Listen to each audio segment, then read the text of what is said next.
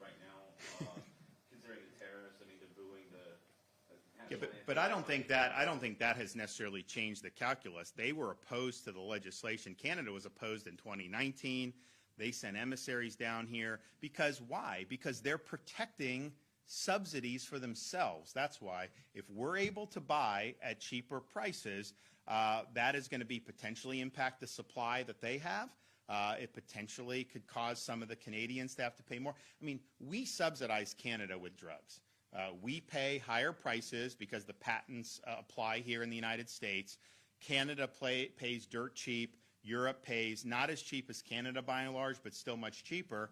So I think what the president has said is, you have these drugs, let's have basically everybody pay similar. So that would mean we would pay less, Canada would probably pay more, Europe may pay a little bit more, but that's more equitable. So they've been opposed to this from the beginning because it's kind of a golden goose for them, right? That they get to have these discounted pharmaceuticals and they're basically being subsidized by American consumers who are having to pay.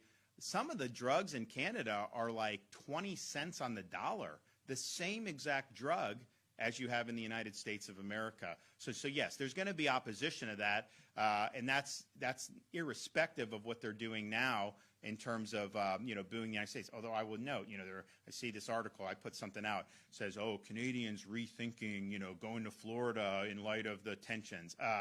I'm seeing a lot of Canadian license plates in Florida. I think any of you who are out there and the places, you're seeing them. They always say people are going to stop going to Florida. I mean, what was it? NAACP announced a boycott. Other groups announced a boycott. And I think every time they announce a boycott, we end up setting a new tourism record. So I don't anticipate you to see a decline in Canadian tourism to Florida.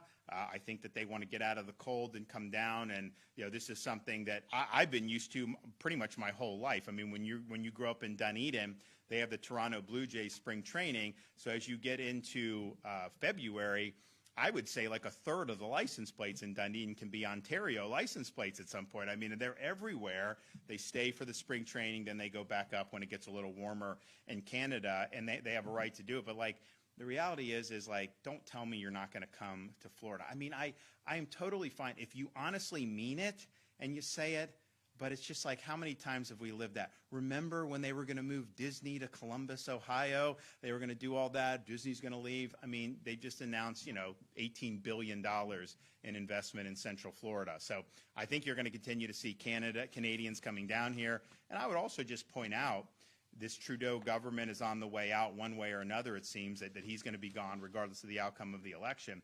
Part of the reason we had such an influx of Canadians in 2020, 21, and 22 was because of the draconian COVID policies that Canada was doing.